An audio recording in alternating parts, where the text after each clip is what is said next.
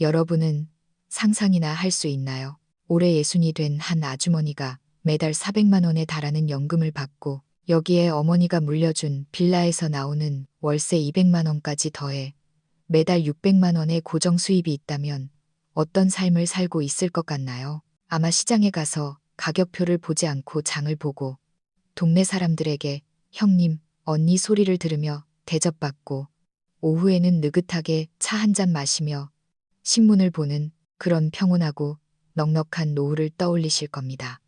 하지만 그녀의 현실은 전혀 달랐습니다. 지금 그녀는 딸이 보내주는 푼돈의 의지에 하루하루를 버티고 있고 시장 골목에서 뜨끈한 국밥 한 그릇 사 먹을 때도 주머니 속의 잔돈을 몇 번이나 세어봐야 하는 처지가 되었습니다. 돈이 들어오지 않는 게 아닙니다. 매달 꼬박꼬박 통장에 찍히는 그 큰 돈들은 도대체 어디로 사라진 걸까요? 스스로의 힘으로 집까지 장만했던 당당하고 독립적이었던 여성이 어떻게 단 한 사람을 위해 전 재산을 쏟아붓고 빚더미에 올라앉게 된 걸까요? 그녀가 경계심이 없었던 것도 아니고 주변에 조언이 없었던 것도 아닙니다. 그런데 왜 그녀는 그런 잘못된 선택을 하고 말았을까요? 도대체 어떤 말 한마디가, 어떤 사소한 행동 하나가 그녀의 방어 기제를 무너뜨리고 기꺼이 모든 것을 내어주게 만든 걸까요? 결국 그녀는 꿈에서 깨어났지만 그 대가는 너무나도 가혹했습니다. 오늘 들려드릴 이야기는 끝까지 들어주셨으면 합니다. 이것은 단순히 남녀 간의 사랑 이야기가 아니라 노년의 신뢰와 선택, 그리고 존엄과 깨어있음에 관한 이야기이기 때문입니다. 지금 바로 시작합니다. 제 이름은 이명숙입니다. 올해로 환갑 60살이 되었지요.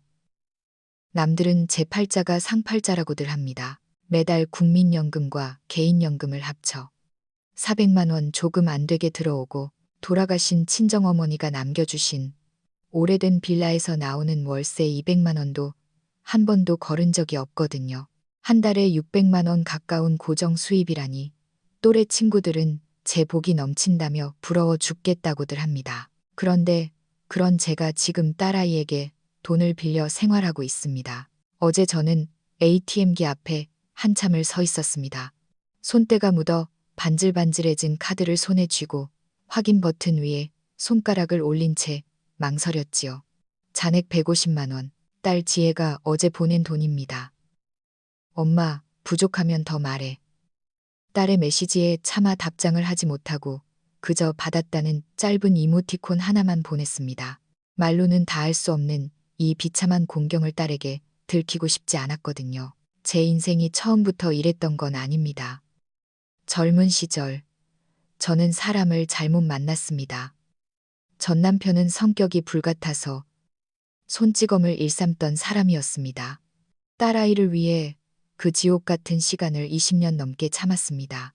그러다 지혜가 대학을 졸업하고 번듯한 직장에 자리를 잡았을 때 저는 비로소 이혼을 결심했습니다. 그때 제 나이 50살이었습니다. 가진 것 하나 없이 몸만 빠져나왔지만 사실 남모르게 모아둔 비상금이 조금 있었습니다. 집도 필요 없고 위자료도 필요 없다며 빈손으로 나왔지만 저는 얼마 지나지 않아 제가 모은 돈으로 서울 변두리에 작은 아파트 한 채를 샀습니다. 대출 하나 없이 제 이름 석자로 된 온전한 제 집이었죠. 그 집은 제가 그 어두운 세월을 견뎌내며 스스로 일궈낸 자유의 증표였습니다. 은퇴 후의 삶은 평화로웠습니다. 아침 일찍 시장에 가서 싱싱한 식재료를 사고 점심은 정성껏 저의 취향대로 차려 먹었습니다. 오후에는 구청 복지관에서 하는 소셜 댄스 교실에 나가 몸을 움직이고 저녁이면 이웃들과 공원을 산책하며 도란도란 이야기를 나눴죠. 가끔은 버스를 타고 멀리 사는 옛 친구를 만나 차 한 잔 마시는 누구에게도 짐이 되지 않고 누구에게도 아쉬운 소리 하지 않는 그런 우아한 노후였습니다. 인생의 후반전이 이렇게 고요하게 흘러갈 줄만 알았습니다. 하지만 복지관 댄스 교실에서 만난 그 남자가 제 삶을 심연으로 끌어내릴 줄은 꿈에도 몰랐습니다. 그는 늘 온화하게 웃었고 말투는 세련되고 다정했습니다. 제가 앉을 의자를 먼저 챙기고 제 가방을 들어주는 것은 예사였고 제가 커피에 시럽을 딱 반 펌프만 넣어 마신다는 사소한 습관까지 기억해 주었죠. 그런 세심한 배려들이 오랫동안 누군가에게 소중한 존재이고 싶었던 제 마음을 건드렸습니다. 그런 사람 때문이었습니다. 자신있게 이혼하고 집까지 샀던 그 똑똑하던 이명숙이 언제 사라진 걸까요? 그저 곁에 누군가 있기를 간절히 바랐던 마음이 제 이성을 마비시킨 걸까요? 그렇게 저는 제 돈과 제 집, 그리고 제 미래까지 통째로 넘겨주고 말았습니다. 그날은 복지관 사교 댄스 수업이 있던 날이었습니다. 강의실에는 익숙한 올드 팝송이 흐르고 있었고 땀 냄새와 섬유유연제 향기가 뒤섞여 있었죠. 왈츠 한 곡을 마치고 구석에 앉아 물을 마시고 있는데 그가 웃으며 물티슈 한 장을 건넸습니다. 방금 회전 동작 정말 우아하시네요. 그게 박태호 씨와의 첫 대화였습니다. 저보다 2살 위였던 그는 머리가 희끗희끗했지만 중후한 멋이 있었고 말투는 늘 조곤조곤했습니다. 자신을 은퇴 전에는 건설 현장 소장으로 수십 년 일했다고 소개하며 지금은 연금을 받으며 여유롭게 지낸다고 하더군요. 그는 춤을 참 잘 췄습니다. 박자를 정확히 맞추는 그의 손을 잡고 있으면 제가 마치 공주가 된 듯 가볍고 안전하게 느껴졌죠. 영숙 씨 손은 참 부드러워요. 춤추기에 딱 좋은 손이네요. 그가 그런 말을 할 때 저는 그저 사교적인 칭찬이라고만 생각했습니다. 하지만 그는 점점 더 제 곁에 머무는 시간이 많아졌습니다. 가방을 챙겨주고 의자를 빼주고 심지어 제가 좋아하는 따뜻한 두유를 사서 제 손에 쥐어주며 영숙 씨는 늘 이걸 드시더라고요. 라고 말했습니다. 저도 산전수전 다 겪은 나이인데 남자의 가머니설을 모를 리 없었죠. 하지만 60의 나이에 누군가 내 취향을 세심하게 기억해주고 안심을 시켜준다는 건 사람의 마음을 흔들기에 충분했습니다. 몇 주 뒤 그는 조심스럽게 물었습니다. 우리 앞으로 계속 파트너로 고정하면 어떨까요? 저는 고개를 끄덕였고 그는 아이처럼 환하게 웃으며 말했습니다. 약속한 겁니다. 이제 딴 사람 찾으면 안 돼요. 그날 이후 그는 저를 집까지 배웅해 주기 시작했습니다. 어느 날은 과일 한 바구니를 들고 저희 집 대문 앞에 서 있더군요. 지나가는 길에 영숙 씨 생각이 나서 좀 샀어요. 그날부터 그는 격일로 저희 집을 드나들었습니다. 형광등을 갈아주기도 하고 팥죽을 쑤어왔다며 맛보라고 가져오기도 했죠. 어느덧 우리는 춤보다 대화를 더 많이 나누게 되었습니다. 밤이 깊어지면 저는 젊은 시절 불행했던 결혼 생활 이야기를 털어놓았습니다. 그는 묵묵히 제 이야기를 듣더니 깊은 한숨을 내쉬며 말했습니다. 내 마음이 다 아프네요. 나도 비슷했어요. 전처와는 진작에 정이 떨어졌지만 습관처럼 살았거든요. 며칠 뒤 그는 돌연 이혼을 결심했다고 했습니다. 오직 저를 위해서 내린 결정이라고요. 남은 인생은 영숙 씨 곁에서 떳떳하고 진실하게 살고 싶어요. 숨어 지내기 싫습니다. 저는 깜짝 놀랐지만 가슴 한구석에 묘한 온기가 피어올랐습니다. 얼마 뒤 그는 법원 도장이 찍힌 이혼 합의서를 보여주었습니다. 위자료로 5천만 원의 차용증을 전처에게 써주는 조건으로 빈손으로 나왔다고 하더군요. 그의 눈빛은 흔들림 없이 저를 향했습니다. 후회 안 합니다. 영숙 씨가 있으니까요. 그날 밤 저는 정성껏 2가지 반찬에 국을 끓여 그를 대접했습니다. 제 식탁에 마주 앉은 그가 말했습니다. 이제부터는 당신 말만 들으며 살게요. 그렇게 그는 제 집으로 들어왔습니다. 신발장에는 남자 구두가 놓였고 욕실에는 그의 애프터 쉐이브 향기가 풍기기 시작했죠. 늘 1인분만 하던 밥은 자연스럽게 2인분이 되었습니다. 60의 나이에 나를 진심으로 아껴주는 사람을 만난 것이 늦복이라고 생각했습니다. 하지만 그 복이 제 인생에 가장 큰 재앙이 될 줄은 몰랐습니다. 함께 산 지 2달도 채 되지 않아 태호 씨는 차를 한 대 사자는 제안을 했습니다. 저녁 식사 도중 그는 대수롭지 않다는 듯 젓가락질을 하며 말했습니다. 내 은퇴 후 꿈이 사랑하는 사람 옆에 태우고 전국 일주를 하는 거였어요. 산도 보고 바다도 보고 가고 싶은 곳 있으면 발길 닿는 대로 머물면서요. 그가 들려주는 이야기는 마치 한 편의 영화 같았습니다. 저는 젊은 시절 아이 키우고 살림하느라 여행 한번 제대로 가본 적이 없었거든요. 강원도 동해바다며 제주도 해안도로 이야기를 듣고 있으니 마음이 울렁거렸습니다. 나는 운전도 못하는데요. 제가 웃으며 묻자 그는 이미 다 계획이 있었다는 듯 대답했습니다. 당신은 옆에서 경치만 구경해요. 내가 대형 트럭 소장 출신인데 운전 실력이야 걱정 없지. 영숙 씨 예전에 푸른바다 보고 싶다고 했잖아요. 내가 다 기억하고 있어요. 저는 그런 말을 한 기억이 없었지만 그가 너무나 확신에 차서 말하니 우리가 정말 그런 약속을 했던 것만 같았습니다. 며칠 뒤 그는 저를 전시장으로 데려갔습니다. 그냥 구경만 하는 줄 알았는데 그는 8천만 원이 넘는 외제 SUV를 골랐습니다. 이 정도는 돼야 장거리 운전해도 당신 허리가 안 아파요. 선뜻 대답을 못하고 돌아오는 길에 그가 제 마음을 흔드는 결정적인 한마디를 던졌습니다. 전처는 참 이기적이었어요. 자기가 갖고 싶은 건 다 가졌으면서 내 꿈 하나는 무시했거든요. 그런데 영숙 씨는 다르네요. 내 진심을 알아주니까. 그 말이 너무나 매끄럽게 흘러나온다는 걸 알았지만 제 마음은 이미 그에게 기울어 있었습니다. 결국 저는 은행에 가서 대출 신청서를 썼습니다. 차 할부 서류에 서명하던 날 손바닥에 땀이 나고 펜 끝이 떨렸습니다. 제 인생 첫 대출이었습니다.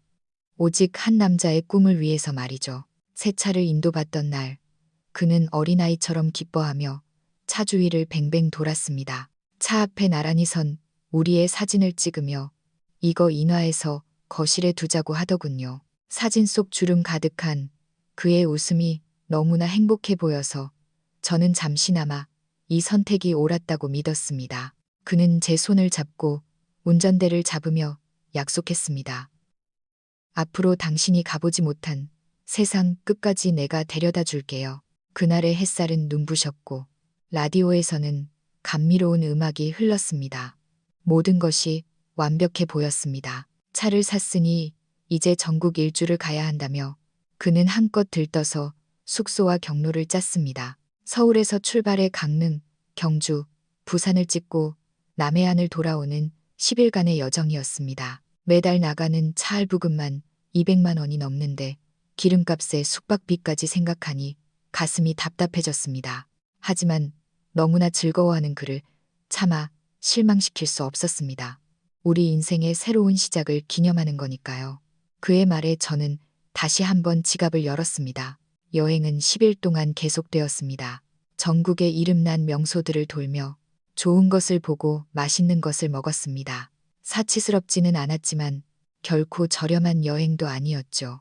기름값, 통행료, 입장료, 식비까지 모든 비용은 제가 결제했습니다. 그는 내 카드가 지금 재발급 중이라 그런데 영숙 씨가 먼저 긁어줘요. 집에 가면 바로 줄게요. 라고 했습니다.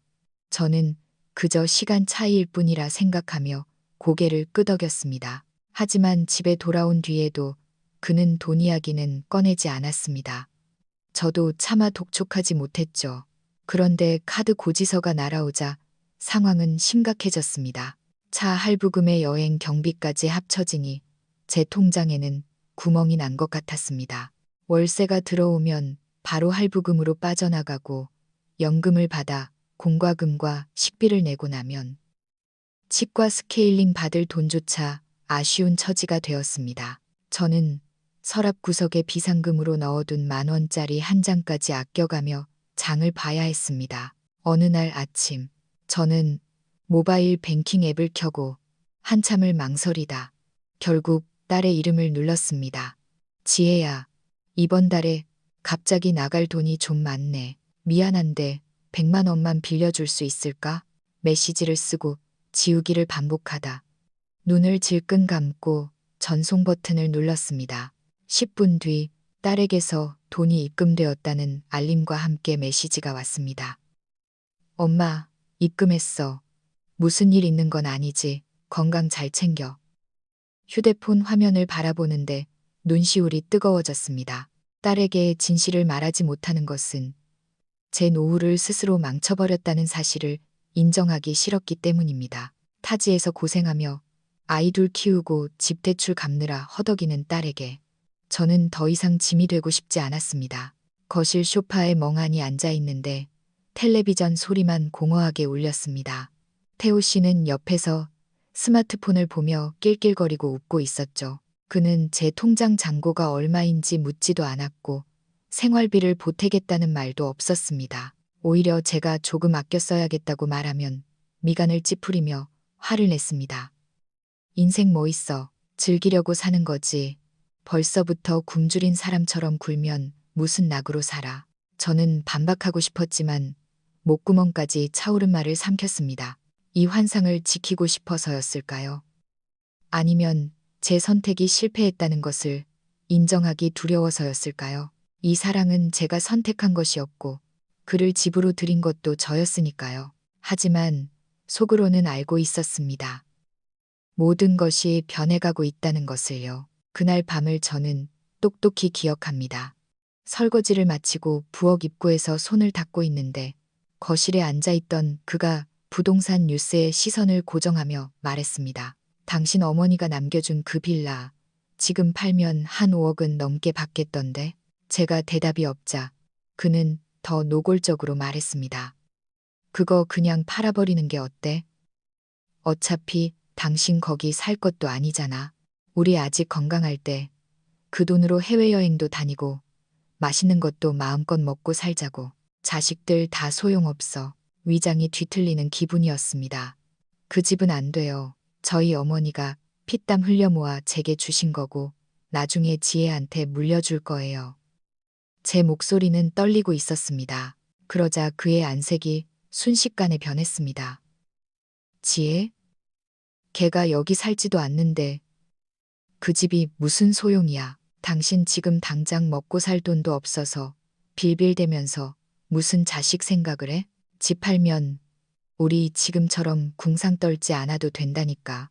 제가 고개를 저으며 거부하자 그는 고함을 치기 시작했습니다. 이명숙, 당신 진짜 찌질하게 왜 그래? 그까짓 돈 좀 쥐고 있다고 유세 떠는 거야. 이러니까 전 남편한테 맞고 살았지. 질린다 정말. 그 말은 비수처럼 제 가슴에 꽂혔습니다. 숨이 돋을 것만 같았습니다. 그는 거기서 멈추지 않고 더 심한 말을 쏟아냈습니다. 딸한테 집 물려준다고. 걔가 매달 몇 푼 보내주는 게 효도 같아. 다 자기 재산 지키려고 그러는 거야. 바보같이 그것도 모르고. 그 순간 깨달았습니다. 저는 이 사람이 저와 평생을 함께할 동반자인 줄 알았는데 그의 눈에 저는 그저 구멍난 주머니를 채워줄 인출기였을 뿐이라는 것을요. 저는 아무 말도 하지 않고 방으로 들어가 문을 잠갔습니다. 문 밖에서는 고귀한 척하지 마. 후회할 줄 알아. 하는 소리가 한참 동안 들려왔습니다. 침대에 걸터 앉아 텅 빈 눈으로 허공을 보았습니다. 돈이 없는 게 무서운 게 아니었습니다. 제 인생의 두 번째 선택마저 틀린 사람에게 쏟아부었다는 그 사실이 저를 무너뜨렸습니다. 그는 떠났습니다. 싸운 다음 날도 아니고 어느 평범한 금요일 오후에 말이죠. 시장에 다녀오니 신발장에 있던 그의 구두가 사라져 있었습니다. 욕실의 애프터쉐이브도 거실 테이블에 있던 그의 물건들도 흔적 없이 사라졌더군요. 식탁 위에는 찾지 말라는 짧은 쪽지 한 장만 덜렁 놓여 있었습니다. 멍하니 있다가 문득 불길한 생각이 스쳤습니다. 주차장으로 달려 내려갔습니다. 역시나 제 이름으로 대출받아 그의 명의로 등록해준 그 차가 없었습니다. 매달 제가 이빨을 깨물며 200만 원씩 할부금을 내던 그 차였습니다. 행복한 노후를 위한 투자라고 스스로를 속이며 확인 버튼을 눌렀던 그 대가가 차가 빠져나간 텅 빈 주차 공간처럼 제 가슴에 구멍을 냈습니다. 집으로 돌아와 사온 채소들을 냉장고에 넣으며 그의 약속들을 떠올렸습니다. 세상 끝까지 데려다 주겠다느니, 내 연금도 다 당신 주겠다느니 하던 말들이 물속에 가라앉는 돌덩이처럼 하나씩 가라앉았습니다. 그의 호의가 너무나 빠르고 노골적이었다는 것을 사실 저도 알고 있었습니다. 하지만 스스로에게 말했었죠. 나이 들어서 너무 예민하게 굴지 말자. 사람을 믿어주는 게 나를 위한 길이다라고요. 그런데 그 길 끝에는 돌아갈 길조차 남아있지 않았습니다. 며칠 뒤부터 은행에서 전화가 오기 시작했습니다. 대출금 연체를 독촉하는 전화였습니다. 차는 그가 가져갔지만 서류상 빚은 온전히 제 몫이었습니다. 그를 찾아보려 했지만 이미 번호는 바뀌어 있었고 모든 SNS는 차단된 상태였습니다. 복지관에 나가보니 슬금슬금 소문이 돌더군요. 전에도 다른 동네에서 똑같은 수법으로 혼자 사는 할머니 집에 들어가 차를 해먹고 사라졌던 전적이 있는 사람이었답니다. 저는 그가 남긴 낡은 모자와 양말 같은 쓰레기들을 검은 봉투에 쓸어 담았습니다. 쓰레기장 앞에서 그 봉투를 들고 한참을 서 있었습니다. 사람이 그리운 게 아니라 잠시나마 행복할 거라 믿었던 그 기대가 아까워 눈물이 났습니다. 봉투를 내던지는 순간 손에 땀이 배어 나왔습니다. 제 노년의 로맨스는 속 알맹이는 다 빼먹고 빈 봉투만 남겨진 채 끝이 났습니다. 이제 저는 매달 남이 타고 다니는 차의 할부금을 갚아야 합니다. 딸이 보내주는 돈으로 근근히 메꾸며 가계부를 다시 쓰기 시작했습니다. 외식은 일주일에 한 번으로 줄이고 가장 싼 휴대폰 요금제로 바꿨습니다. 둘이 쓰려고 샀던 토스터기와 안마의자에는 신문지를 덮어 창고에 넣었습니다. 가끔 밤에 자다 깨서 창밖의 가로등을 보며 제 자신에게 묻습니다. 영수가, 너는 도대체 그 남자에게서 무엇을 얻고 싶었니? 단순한 동반이었을까요? 아니면 누군가에게 여전히 필요한 사람이라는 확인을 받고 싶었던 걸까요? 만약 그랬다면 제 자신을 탓해야겠지요. 지금 제 삶은 엉망이 된 방을 하나씩 치우는 과정과 같습니다. 갚아야 할 것은 돈만이 아니라 제 맹목적인 믿음이 남긴 상처이기도 합니다. 만약 여러분도 저처럼 60이 넘었고 아이들은 떠나고 집안이 적막하다면 누군가 말을 걸어줄 사람이 간절해질 때 부디 마음을 단단히 먹으세요. 사람을 의심하라는 뜻이 아니라 내 자신을 책임져야 한다는 뜻입니다. 나이 들어서 마음이 약해지면 따뜻한 말 한마디를 생명줄처럼 잡게 됩니다. 하지만 그 줄을 던진 사람이 나를 구하러 온 건지 아니면 나를 딛고 올라서려는 건지 잘 살펴야 합니다. 저는 살면서 숱한 고생을 해봤지만 이번처럼 제 자신에게 원망이 남는 적은 없었습니다. 외로움이 무서워 스스로의 기준을 하나씩 낮췄던 제 자신이 미웠습니다. 성격만 좋으면 됐지, 내가 좀 더 내면 되지, 옆에만 있어주면 되지 하다가 결국 모든 것을 잃었습니다. 이제야 깨닫습니다. 곁에 누군가 있다고 해서 외롭지 않은 건 아니라는 것을요. 잘못된 사람이 옆에 있는 건 혼자 있는 것보다 훨씬 더 지독한 고독이라는 사실을 말입니다. 지금 저는 다시 혼자 살고 있습니다. 소박하게 먹고 빚을 갚으며 하루하루를 정리해 나갑니다. 아침에 뉴스를 보고 오후에 차를 마시고 밤에는 친구와 통화를 합니다. 단출하지만 비로소 온전한 제 삶입니다. 제가 똑똑하다고는 말 못하겠습니다. 하지만 후회하느냐고 묻는다면 고개를 끄덕이겠습니다. 다만 그 후회 덕분에 이제는 어떻게 걸어가야 할지 알 것 같습니다. 혹시 지금 혼자이고 외롭다면 급하게 누군가를 찾지 마세요. 조용히 내 자신을 돌보는 시간이 그 어떤 로맨스보다 훨씬 더 든든한 버팀목이 되어줄 겁니다. 영숙 씨의 이야기는 남의 일이 아닙니다. 나이가 들수록 주변 사람은 적어지고 마음의 빈틈은 커집니다. 그 틈을 타 다가오는 손길이 배이반, 동반인지 소취갈취인지 구별하기란 쉽지 않죠. 많은 이들이 상대가 이상하다는 걸 눈치채면서도 오랜만에 느껴보는 온기를 놓치기 싫어 끝내 파멸로 걸어 들어갑니다. 여러분은 어떻게 생각하시나요? 나이 들어서도 사랑을 다시 믿어도 되는 걸까요? 여러분이 영숙 씨였다면 어떤 선택을 했을까요? 주변에 이런 일을 겪고 있는 분들이 있다면 어떤 말을 해주고 싶으신가요? 여러분의 생각과 경험을 댓글로 남겨주세요. 여러분의 한마디가 누군가에게는 낭떠러지 앞에서 멈추게 하는 경고등이 될 수 있습니다. 오늘 이야기가 가슴에 닿았다면 구독과 공유 부탁드립니다. 우리는 다음 시간에 더 깊은 인생 이야기로 다시 만나겠습니다.